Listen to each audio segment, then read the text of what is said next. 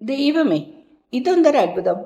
മുമ്പൊരിക്കലും ചിന്തിക്കുക കൂടി ചെയ്തിട്ടില്ലാത്ത പുതിയ കാര്യങ്ങളെപ്പറ്റി ചിന്തിക്കുവാൻ അവിടുന്ന് ഇടയാക്കിയിരിക്കുന്നു. അവിടുന്ന് പറഞ്ഞതൊക്കെ സത്യമാണെന്ന് ഞാൻ കരുതുന്നു.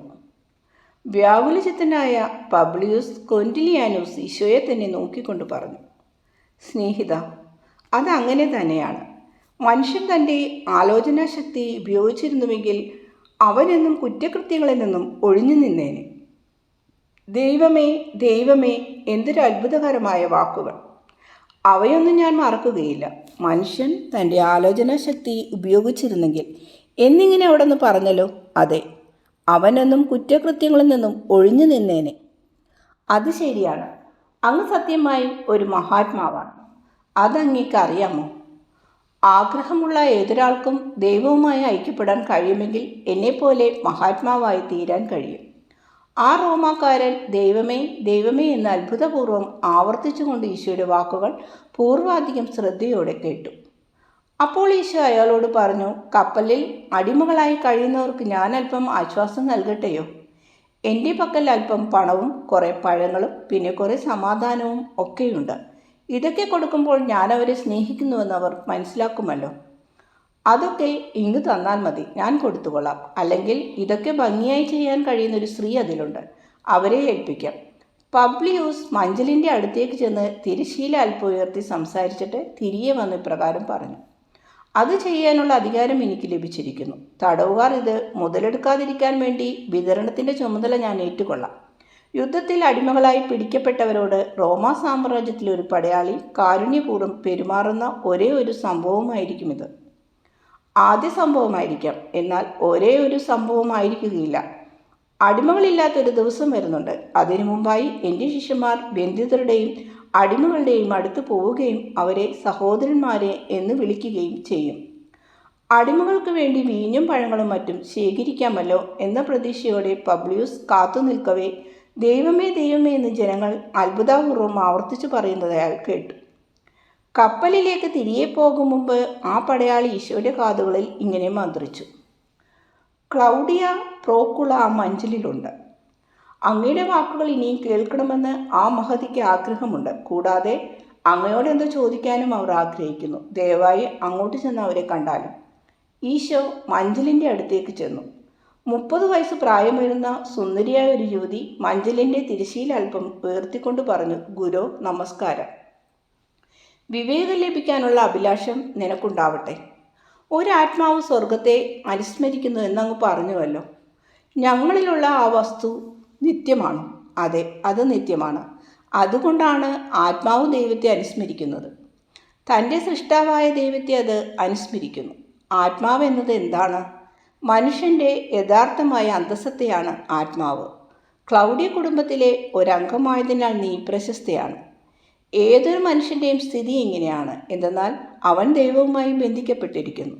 ക്ലൗഡിയ കുടുംബത്തിൻ്റെ രക്തമാണ് നിന്റെ ഞരമ്പുകളിൽ കൂടി ഒഴുകുന്നത്. നിന്റെ പ്രശസ്തമായ കുടുംബത്തിനൊരു തുടക്കവും ഒടുക്കവുമുണ്ട്. മനുഷ്യനിൽ ആത്മാവുള്ളതിനാൽ അവനിൽ ദൈവത്തിൻ്റെ രക്തമാണുള്ളത്. എന്തെന്നാൽ ആത്മാവെന്നത് ആത്മീയമായ രക്തമാണ്. മനുഷ്യനിൽ സൃഷ്ടാവും നിത്യനും സർവശക്തനുമായ പരിശുദ്ധനുമായ പരമാത്മാവിൻ്റെ ആധ്യാത്മിക രക്തമാണ് മനുഷ്യൻ്റെ ആത്മാവ്. ദൈവവുമായി താതാത്മ്യമുള്ള ഈ ആത്മാവ് മനുഷ്യനിൽ വസിക്കുന്നിടത്തോളം കാലം അവൻ നിത്യനും ശക്തനും പരിശുദ്ധനുമായിരിക്കും. ഞാനൊരു പുറംജാതിക്കാരിയാണ്, എനിക്ക് ആത്മാവില്ല. നിനക്ക് നിശ്ചയമായും ആത്മാവുണ്ട്, എന്നാൽ അത് നിർജീവ അവസ്ഥയിലാണ്. അതിനെ സത്യത്തിനും നിത്യജീവനും അഭിമുഖമായി ഉണർത്തുക. ഗുരു, ഞാൻ പോകട്ടെ. ശരി, അങ്ങനെ ആവട്ടെ. നീതി നിന്നെ കീഴടക്കാൻ ഇടവരട്ടെ. ഈ സംഭാഷണത്തിന് ശേഷം ഈശോ ശിഷ്യന്മാരുടെ നേരെ തിരിഞ്ഞു പറഞ്ഞു, നിങ്ങളിപ്പോൾ കണ്ടതുപോലെ ഇവിടെയും ഞാൻ പറയുന്നത് കേൾക്കാൻ ആളുകളുണ്ട്. ശരിയാണ്, ആ റോമാക്കാരൊഴികെ ആരെങ്കിലും അങ്ങ് പറഞ്ഞത് മനസ്സിലാക്കിയിട്ടുണ്ടാവുമോ? അവരെല്ലാം വെറും കാടന്മാരാണ്. ആര്? അവരെല്ലാമോ? സമാധാനം അവരോട് കൂടെയുണ്ട്. പല ഇസ്രയേൽക്കാരെക്കാൾ അധികമായി അവരെന്നെ ഓർമ്മിക്കും. നമുക്ക് ഭക്ഷണം ഒരുക്കി വെച്ചിരിക്കുന്ന ഗൃഹത്തിലേക്ക് നമുക്കിനി പോകാം. ഗുരു, അങ്ങ് ആ രോഗിയെ സുഖമാക്കിയപ്പോൾ എന്നോട് സംസാരിച്ച അതേ സ്ത്രീയാണിത്, യോഹന്നാൻ പറഞ്ഞു. ഇവിടെയും ആരെങ്കിലും നമ്മെ പ്രതീക്ഷിച്ചിരിക്കുന്നുണ്ടാവും. എന്നാൽ ഈ കാര്യത്തിൽ നിങ്ങൾക്കത്ര താല്പര്യമില്ലെന്ന് തോന്നുന്നു. ഞാൻ യഹൂദന്മാർക്ക് വേണ്ടി മാത്രമല്ല, എല്ലാ മനുഷ്യർക്കും വേണ്ടിയാണ് ഈ ലോകത്തിൽ വന്നിട്ടുള്ളത്. ഞാൻ നിങ്ങളെ ഒരുക്കിയെടുക്കുന്നത് സമസ്ത ജനങ്ങളെയും സേവിക്കുന്നതിനും വേണ്ടിയാണ്. നിങ്ങളുടെ ഈ ഗുരുവിനെ സംബന്ധിച്ച എല്ലാ കാര്യങ്ങളും ഓർമ്മയിൽ വെച്ചുകൊള്ളുക. എത്ര നിസ്സാരമായിരുന്നാലും ഈ ഓരോ സംഭവവും അപ്പസ്തോലിക പ്രവർത്തനത്തിന് സഹായകമായ എന്തെങ്കിലും പാഠം നിങ്ങളെ പഠിപ്പിക്കും. ആരും മറുപടിയൊന്നും പറയാതിരുന്നപ്പോൾ വിഷാദപൂർവമായ ഒരു ചെറുചിരി ഈശോയുടെ ചുണ്ടുകളിൽ വിടർന്നു. ഇന്നു രാവിലെ അത്തരം ഒരു ചിരി ഈശോ എനിക്കും സമ്മാനിച്ചു. ഞാൻ അഗാധമായ നിരാശയിലായിരുന്നു. ഒരുപാട് കാര്യങ്ങളുടെ പേരിൽ ഞാൻ കരയാൻ തുടങ്ങി. നിരന്തരം എഴുതിക്കൊണ്ടിരിക്കുന്നതിൻ്റെ ക്ഷീണം, ഈ എഴുതി കൂട്ടുന്നതൊക്കെ പ്രയോജനകരമാവുമോ എന്ന ഭീതി, ഇങ്ങനെ പലതും. കരഞ്ഞുകൊണ്ട് തന്നെ എൻ്റെ കർത്താവിനെ ഞാൻ വിളിച്ചപേക്ഷിച്ചു. കാരുണ്യവാനായ അവിടുന്ന് എനിക്ക് മാത്രമായി എത്തി. എന്നെ ദുഃഖിപ്പിക്കുന്നത് എന്താണെന്ന് അവിടുന്ന് ചോദിച്ചു. ഈ ലോകത്തിൻ്റെയും ഇതിൻ്റെ നിസ്സാരതകളെയും മറക്കുക എന്ന് പറയാൻ ആഗ്രഹിക്കുന്ന വിധം ഈശോ തോളുകൾ വെട്ടിച്ചു. അവിടുന്ന് എന്നെ തലോടിക്കൊണ്ട് പറഞ്ഞു, എന്തുണ്ടായി? എന്നെ ഇനി ഒട്ടും സഹായിക്കുവാൻ നീ തയ്യാറില്ലേ? ഈ ലോകത്തിന് എൻ്റെ വാക്കുകൾ അറിയാൻ താല്പര്യമില്ലേ? നീ കേൾക്കുന്ന ഈ വാക്കുകൾ വിശ്വാസമുള്ള ഓരോരുത്തരോടും ആവർത്തിച്ചു പറയുക. അതെനിക്ക് സന്തോഷകരമാണ്. അപ്പസ്തോലിക പ്രവർത്തനങ്ങളിൽ മടുപ്പോ? മറ്റു ജോലികളെക്കാൾ ഇത് മുഷിക്കുന്നതോ? ഏറ്റവും പ്രശാന്തമായ ദിവസത്തിൻ്റെ പ്രകാശത്തെയും ഏറ്റവും മധുരകരമായ ഭക്ഷണത്തിൻ്റെ മാധുര്യത്തെയും അത് കവർന്നെടുക്കുന്നു. ഈ ലോകത്തിലുള്ളതെല്ലാം ചാരവും അഴുക്കും ഛർദിയും കയ്പുമായി മാറുന്നു. എന്നാൽ എൻ്റെ പ്രിയപ്പെട്ട ആത്മാവേ, നടുക്കുന്നത് ഇല്ലായ്കയാൽ ലൗകിക മനുഷ്യർ മരിക്കുന്നു. ക്ഷീണവും സംശയങ്ങളും കഷ്ടതയുമൊക്കെ നാം സ്വയമേവ അവനിൽ നിന്നും ഏറ്റെടുക്കുന്നതാണ്. ഇത്തരം സന്ദർഭങ്ങളിലാണ് നാം സ്വയമേവ അവനിൽ നിന്ന് ഏറ്റെടുക്കുന്നതാണ്. ഇത്തരം സന്ദർഭങ്ങളിൽ നാം കൂടുതൽ പ്രവർത്തിക്കുന്നത്. ഞാൻ കഴിഞ്ഞ വർഷം നിന്നോട് പറഞ്ഞത് ഓർക്കുന്നില്ലേ? സാത്താൻ അയക്കുന്ന തിരമാലകളിൽ മുഴുകിക്കഴിയുന്ന മനുഷ്യാത്മാവും ലോകവും ചോദിക്കുന്നു, എന്തു പ്രയോജനത്തിനു വേണ്ടി? ഈ ലോകം മുങ്ങിത്താണുകൊണ്ടേയിരിക്കുന്നു. എന്നാൽ ദൈവത്തോടൊപ്പം കുരിശിൽ തറക്കപ്പെട്ട ആത്മാവ് മുങ്ങിത്താഴുകയില്ല.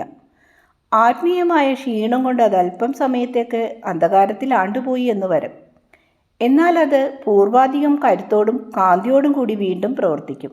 അന്ന് നീ പറഞ്ഞല്ലോ, എന്തെങ്കിലും നല്ല കാര്യം ചെയ്യാൻ എനിക്കിനി കഴിയുമെന്ന് തോന്നുന്നില്ല.